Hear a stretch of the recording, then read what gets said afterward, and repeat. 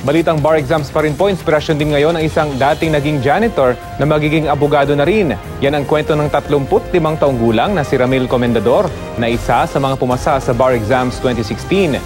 Kwento niya, hindi birong pagsabayin ang pagiging ama at asawa, pagtatrabaho bilang dating janitor at kalaunay clerk sa Comelec main office at pag-aaral ng abogasya sa Universidad ng Maynila. Dahil kapos sa buhay, karamihan sa kanyang mga librong ginamit ay bigay o pahiram lang.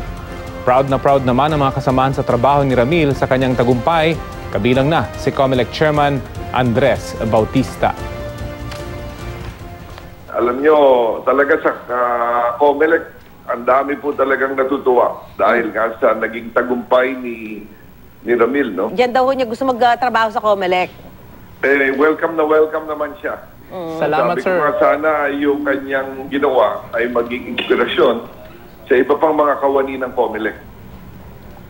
Sa mga nangangarap po, hindi lang sa bilang isang abogado po, ang maipapayo ko lang, mangarap po kayo, matutog po kayong mangarap, humingi po kayo ng gabay sa Panginoon at gawin niyo po yung pangarap ninyo.